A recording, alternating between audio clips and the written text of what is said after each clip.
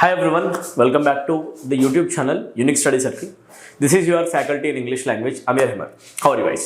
Guys, ఈ రోజు మనం grand test number 31 English paper solve చేయబోతున్నాం, రైట్? సో ఈరోజు ఏవైతే క్వశ్చన్స్ మనం డిస్కస్ చేస్తాం ఇవన్నీ కూడా మన లాస్ట్ సండేలో వచ్చిన క్వశ్చన్ పేపర్స్ అనమాట, రైట్? ఈ సండేలో కండక్ట్ చేసిన క్వశ్చన్ పేపర్. దీంట్లో మీకు కంప్లీట్గా 20 క్వశ్చన్స్ కనిపిస్తాయి. You need to answer this 20 questions కంప్లీట్గా. మీరు నాతో పాటు ప్యారల్గా క్వశ్చన్స్ సాల్వ్ చేయడానికి ట్రై చేయండి, ఓకే? 20 క్వశ్చన్స్లో మీకు గ్రామర్ క్వశ్చన్స్ వస్తాయి, 20 క్వశ్చన్స్లో మీకు వొకాబ్ క్వశ్చన్స్ వస్తాయి, 20 క్వశ్చన్స్లో మీకు కాంప్రిహెన్షన్ పార్ట్ కూడా కనిపిస్తుంది. And as you can see the very first question itself is the comprehension question. ఈ కాంప్రిహెన్షన్ క్వశ్చన్లో మనం తీసుకుంటున్నాం ఒక క్లోజ్ టెస్ట్ ఈరోజు, ఓకే? సో ఈరోజు పేపర్లో ఒక క్లోజ్ టెస్ట్ క్వశ్చన్ వచ్చింది. మీ అందరికీ తెలుసు, మీరు ఏ కాంపిటేటివ్ ఎగ్జామినేషన్ రాసినా కూడా క్లోజ్ టెస్ట్ చాలా ఇంపార్టెంట్ అనమాట.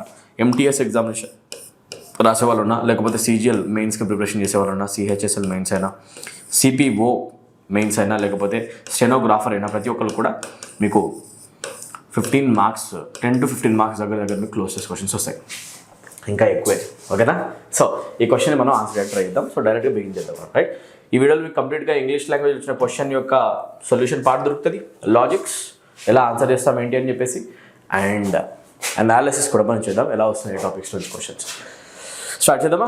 Let's get started, okay? So డైరెక్ట్గా మనకు క్లోజ్ టెస్ట్ కనిపిస్తుంది. నేను ఒకసారి పక్కకు జరుగుతాను, ఒక 10 seconds టైం కూడా ఇస్తాను మీకు. మీరు చదువుకోండి, ఆన్సర్ చేద్దాం కలిసేసి. Okay, I hope you are ready now, right? ఇక్కడ మీకు అబ్జర్వ్ చేస్తే దీంట్లో ఆర్టికల్లో డిస్కషన్ చాలా చిన్నగానే ఉంది, పెద్ద మ్యాటర్ ఏం లేదు, ఓకే? అదేం చూద్దాం. ఇక్కడ నుంచి ఇక్కడ దాకా మొత్తం డైరెక్షన్స్ ఉన్నాయి, ఇక్కడ నుంచి స్టార్ట్ అవుతుంది. స్టార్ట్ చేద్దాం, రైట్? చదవండి. Vijayanagara or city of victory was the dash of both a city and an empire. The empire was dash in the 14th century in its south of the peninsula. ఇక్కడ ఒక one line మనం టైపింగ్లో miss చేసినట్టు అయిందన్న. యాక్చువల్గా ఆ line అనేది మీకు నీట్గా రాసి చూపించడానికి ట్రై చేస్తాం, ఓకే? దీంట్లో ఒక వన్ లైన్ మిస్ అయిందనమాట. ఆ లైన్ ఏంటి మనం ఒకసారి రాసుకుందాం, అండ్ దానికి క్వశ్చన్ని ఆన్సర్ చేయడానికి ట్రై చేద్దాం, ఓకే? రైట్? సో చూసుకుంటే ఇక్కడ ఇన్ ఇట్స్ సౌత్ ఆఫ్ కనిపిస్తుంది కదా, ఆ తర్వాత రాయాలి మీకు south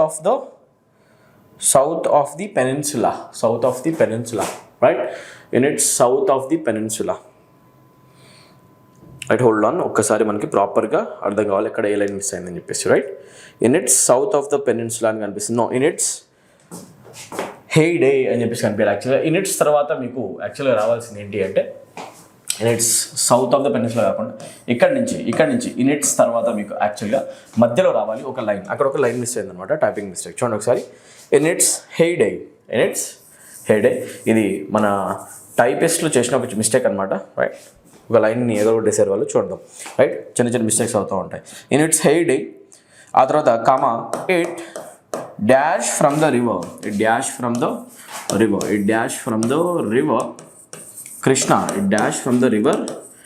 Krishna, okay? It dash from the river Krishna in the north to the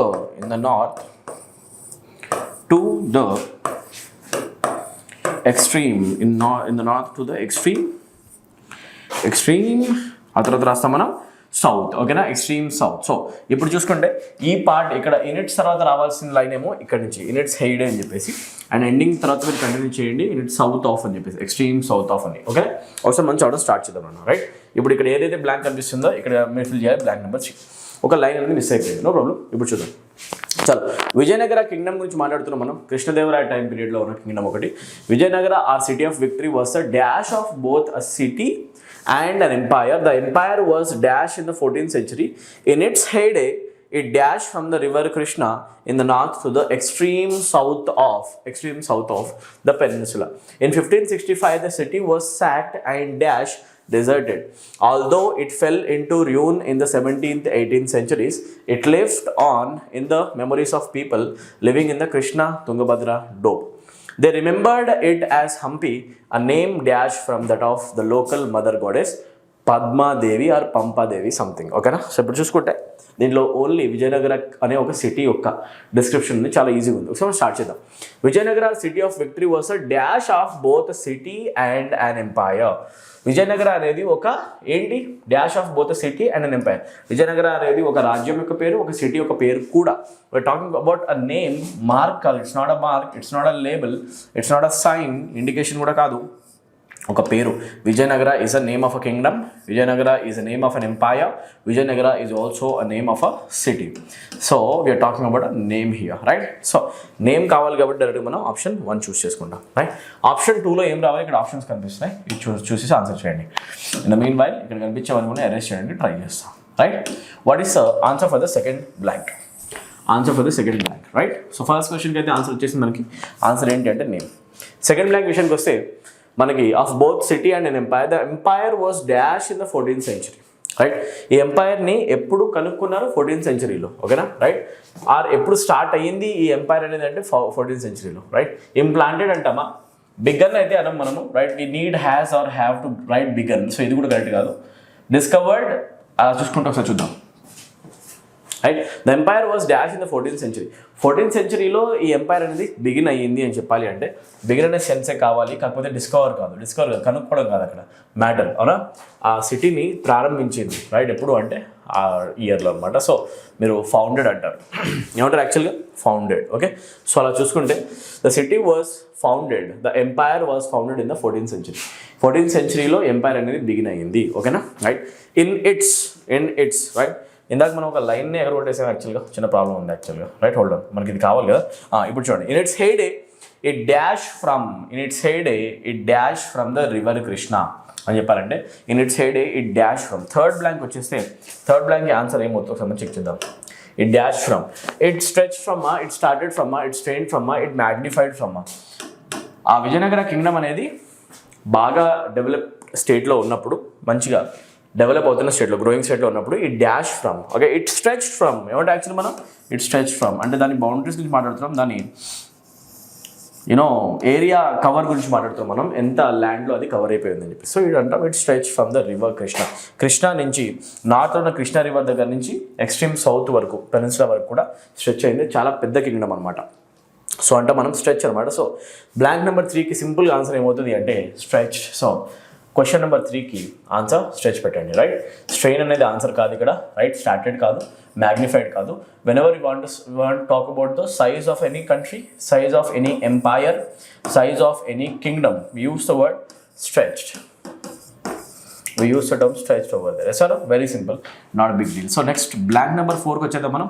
blank number 4లో ఏం పెట్టాలి, రైట్?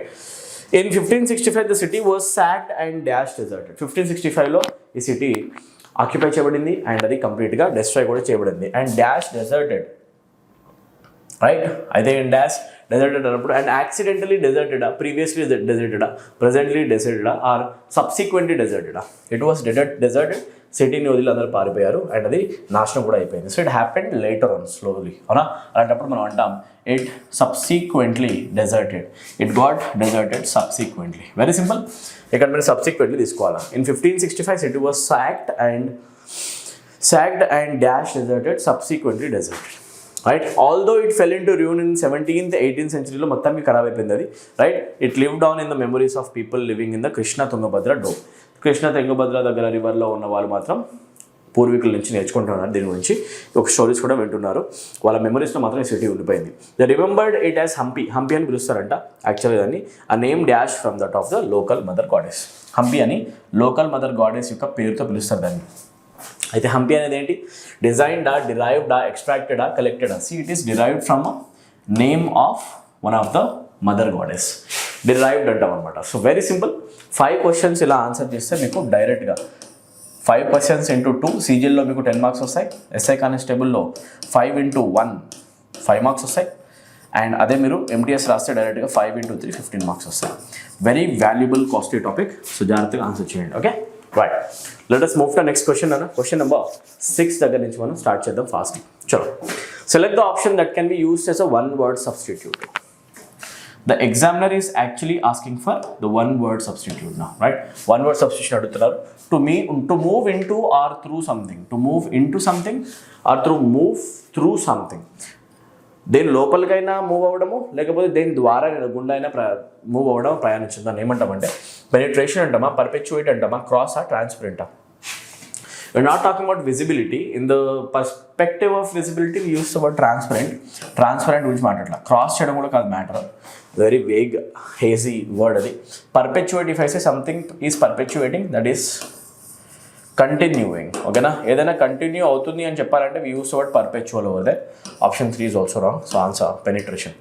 ఏదైనా కూడా లోపలికి ఇలా పెట్టడం లేకపోతే మూవ్ చేయడం అనే సెన్స్లో చెప్పడాన్ని, ద్వారా వెళ్ళడం అనే సెన్స్లో అయినా మనం పెనిట్రేషన్ యూస్ చేస్తాం. This is very simple. Okay, let's move to next question.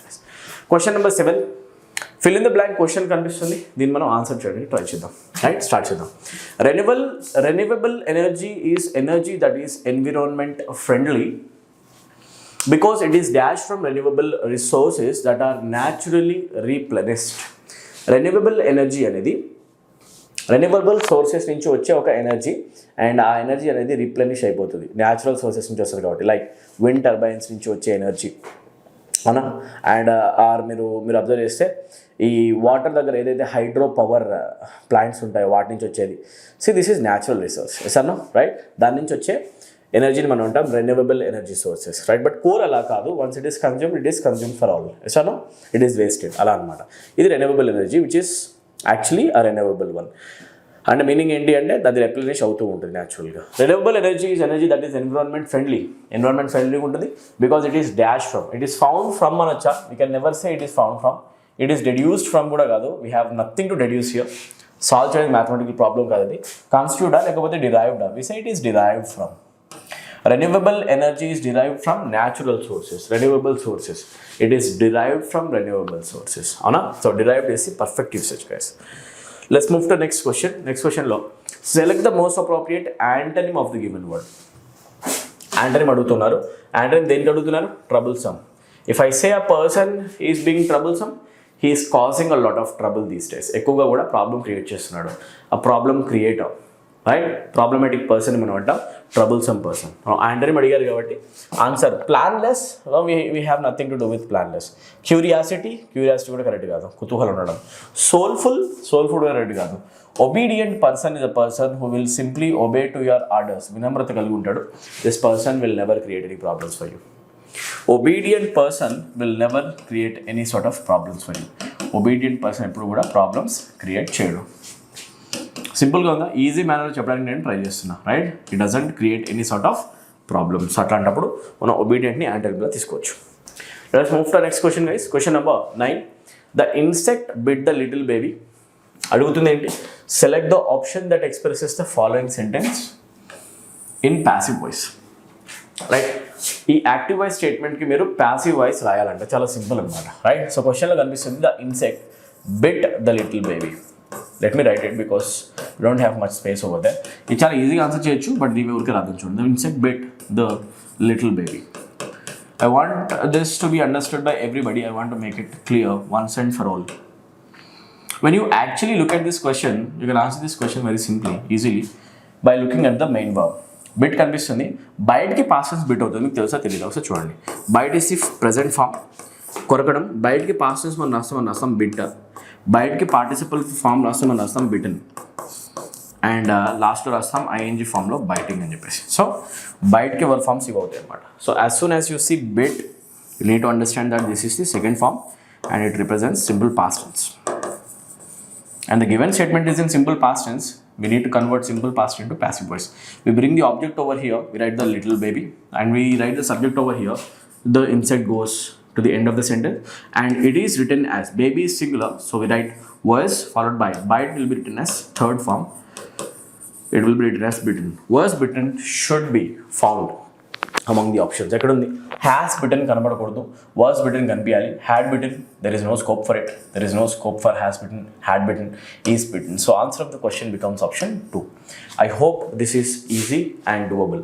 So ఇది నేను రాసి మీకు ప్రూవ్ చేయాలి ముందు ఒకటే ఏంటంటే, you don't have to consider these words. వీటి గురించి ఎక్కువ ఆలోచించాల్సిన అవసరం లేదు. You actually need to focus on the core of the statement, tense part. Tense part is the part that gets modified while we convert any sentence from one voice to another. This is how we change the sentences, transform the sentences from one voice to another, right? Identify the tense and look for the conversions, look for the structures of conversions. Thereby we can find the correct options. Okay, let us move to question number 10 now, students. Eat like a bird. Eat like a bird. If I say a person is eating like a bird, that person is eating very less.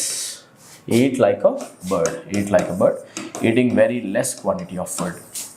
If I ever want to say that a person is eating very less quantity of food, less quantity of food కనుక ఒక person తింటున్నాడు అని చెప్పారంటే, అంటే dieting చేస్తున్నాడు, ఏదో అసలు చిలక తిన్నట్టు చిలక కొట్టుడే అనమాట, అలా అనమాట, right.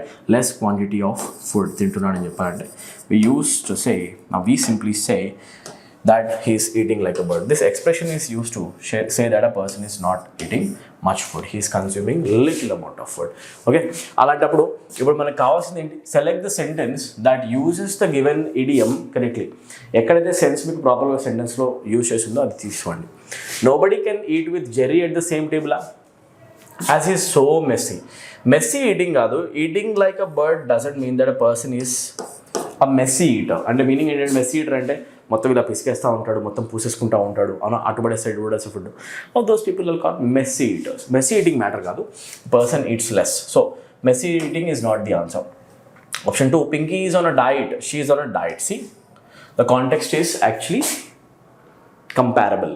You can compare the context from here to that, right? It is getting involved here. Pinky is on a diet, so she is too picky about the food she eats. She is on a diet, అందుకే ఆలోచించి అది తినను, ఇది తినను, ఇది మాత్రమే తింటా, ఇంతే తింటా అంటదన్నమాట. That means she is eating less quantity of food. So answer option 2 ఎలా అనేది కరెక్ట్ అవుతుంది. ఆప్షన్ 3 చూడండి.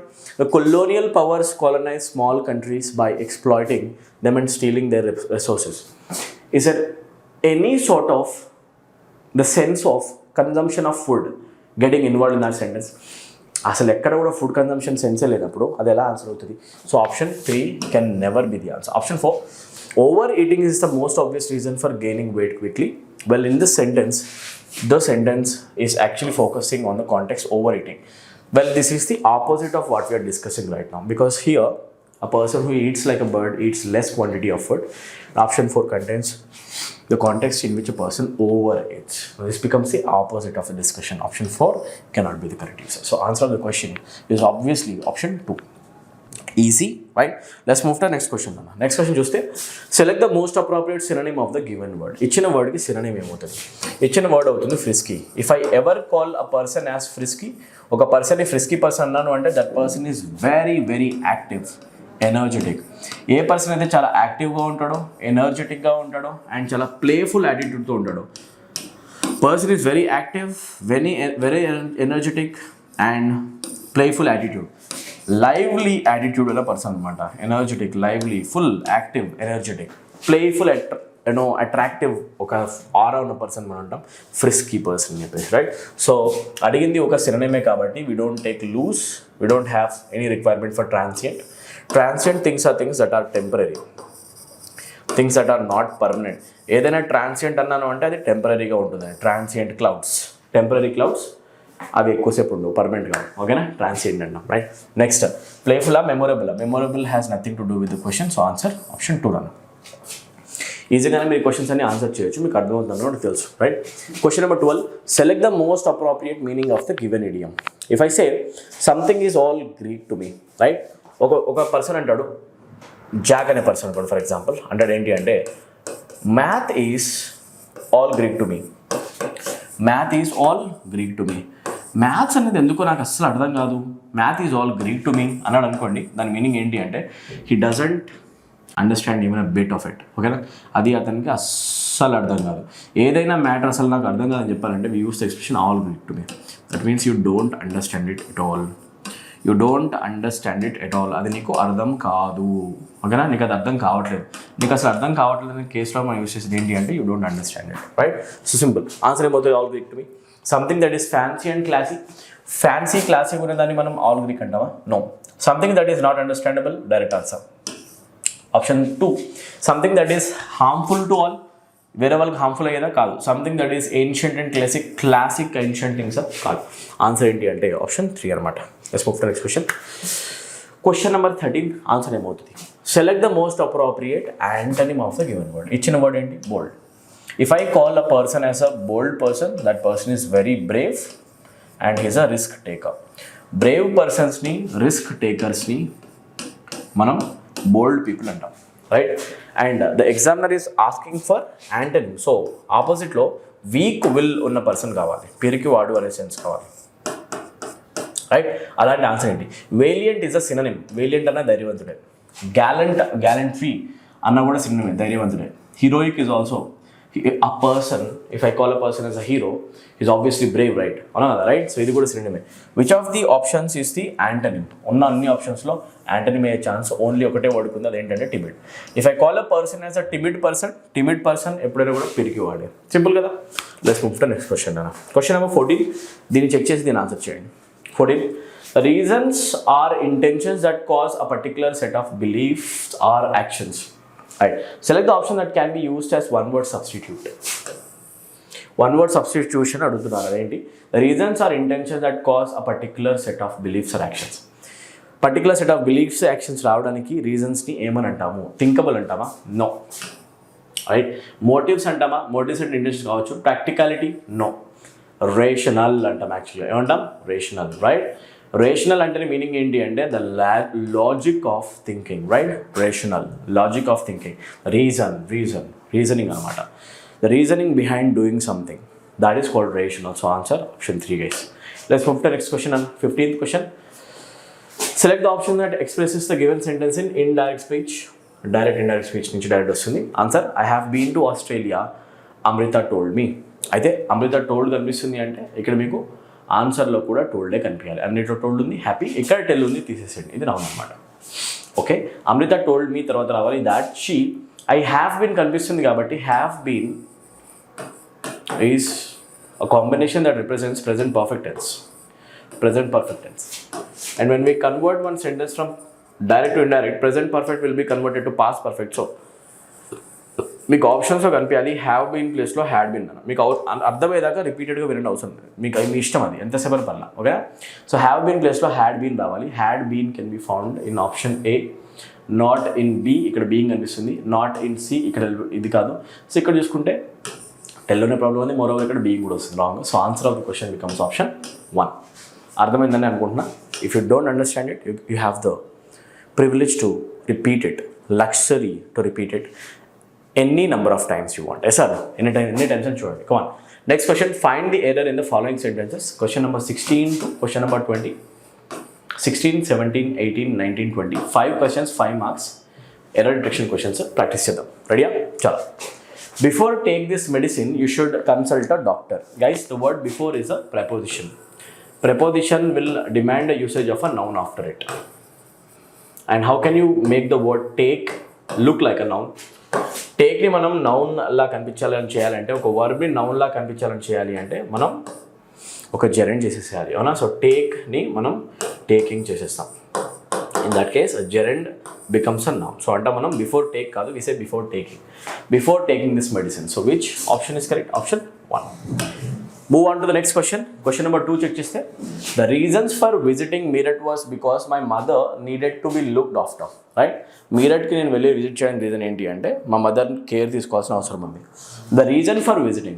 Whenever you start the sentence by saying that you are actually going to quote a reason in the statement, reason చెప్పేటప్పుడు reason will never be followed by because. ఈ రెండు కూడా పక్కపక్కన రావు. ఎందుకు చెప్పండి ఒకసారి. బికాస్ చాలా సింపుల్, ఇది కామన్ సెన్స్. రీజన్ చెప్తున్నావు అని ఆల్రెడీ చెప్పిన నువ్వు మళ్ళీ బికాస్ ఎందుకు యూస్ చేయాలి?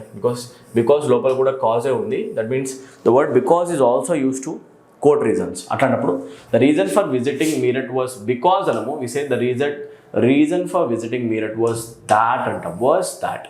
Okay. So because should be replaced by that. Option 2 is the part that contains error.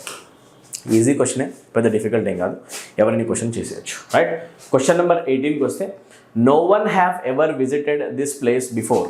ఈ ప్లేస్ని ఇంతకుముందు ఎవరు కూడా విజిట్ చేయలేదు. No one have ever visited this place before. అది దీనికి ఏమవుతుంది ఆన్సర్? నో వన్ అనే వర్డ్ ఒక ఇండెఫినెట్ ప్రొనౌన్ అనమాట. Right.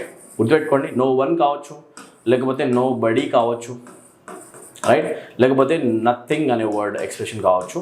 Are indefinite pronouns like anyone కావచ్చు, anybody or anything. Anyone, anybody, anything, someone or somebody or something. All these expressions are basically called indefinite pronouns. వీటిని ఏమంటాం? Indefinite pronouns. And indefinite pronouns అనేవి always ఎలా ఉంటాయంటే singulars ఉంటాయి అనమాట. చాలా simple. Indefinite pronouns always singular. So no one అనే word వచ్చిన తర్వాత మనం హ్యావ్ యూసేజ్ చేసే ఛాన్స్ లేదు. So since all these expressions are singular, we can use only has along with them. Have use చేసే ఛాన్స్ లేదు, ఓన్లీ హ్యాస్ అనమాట. So అలా చూసుకుంటే no one has ever visited. Right. Have ప్లేస్లో మీరు ఇక్కడ హ్యాస్ అజ్యూమ్ చేసుకోండి. So which part contains option 4. ఇలా మీరు కొన్ని క్వశ్చన్స్ని ఆన్సర్ చేయాలి. గ్రామర్లో ఎర్రర్ డిటెక్షన్ చేయాలి అంటే బేసిక్ రూల్స్ వస్తే సరిపోతుంది. Okay, let's move to next question అన్న. Question number 19. A confluence is a place when 2 or more rivers meet. Confluence అంటే ఆ రివర్ ఇలా మీరు ఫ్లో అవుతుంది, river A, another river is flowing like this and it is coming to the same junction, okay na, and the point where these two rivers meet and they become one, దీని తర్వాత ఒకటే river లా flow అవుతుంది. Okay, the point where two rivers meet is basically called a confluence. That means you are talking about a particular place where they meet. అవునా, position నుంచి మాట్లాడితే మనం when use చేస్తామా are wear use చేస్తామా? When use చేయమో మనం యాక్చువల్గా use చేస్తాం wear అనమాట. సో ఇక్కడ మనం ప్లేస్ గురించి మాట్లాడుతున్నాం కాబట్టి we don't want the word when should be substituted by where. So ఇలా బేసిక్ వర్డ్స్ యూసెస్ కూడా చెక్ చేసుకుంటూ ఉండండి సార్, రైట్. అలా చూసుకుంటే ఇక్కడ confidence is a place where అనాలన్నమాట, రైట్. సో ఎక్కడ ఉంది option when should be replaced by where, and this can be found in option 3. Option 3 contains the error. ఈజీగానే ఉంది, కష్టమే లేదు. Let us move to next question, in fact the last question. I shall buy this book if you like it or not. బాగా గుర్తుపెట్టుకోండి, English లాంగ్వేజ్లో if అనే word use చేస్తే ఎప్పుడు కూడా పెయిర్ వర్డ్లో కంటిన్యూషన్లో మీకు ఆర్ కనపడకూడదు. If you are able to see if or combination the statement, it gives you a hint that సెంటెన్స్లో మీరు ఇఫ్ ఆర్ కాంబినేషన్ కాకుండా examiner is actually asking you to use whether or combination. ఇంగ్లీష్లో if or combination లేదు, only whether or combination ఉంది. అలాంటప్పుడు ఏం రాయాలి? I shall buy this book if you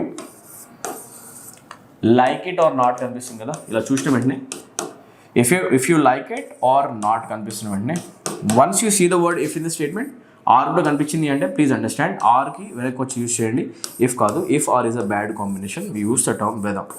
in English language there is a correlative pair called whether or, and that can be correct. Sir, so whether or not అంటాం అనమాట. So if should be replaced by whether. ఎక్కడ if ఉంది అక్కడే problem ఉంది. So option 4 అనమాట, right. With this we have completed the discussion of this entire paper. 20 questions మనం detail discuss చేసాం. ఒకవేళ మీకు కనుక ఏమైనా డౌట్ ఉంటే తప్పకుండా ఒకసారి చెక్ చేయండి, రైట్. ఒకసారి కాకపోతే 2 సార్లు 3 సార్లు 2 సార్లు మీరు వినొచ్చు. మీకు అర్థమయ్యేదాకా వినండి. మ్యాక్సిమం నెంబర్ ఆఫ్ స్టూడెంట్స్కి షేర్ కూడా చేసుకోండి, ఓకేనా, right. I hope this video is helpful. I meet the next one guys. See you. Thank you, take care and good day guys.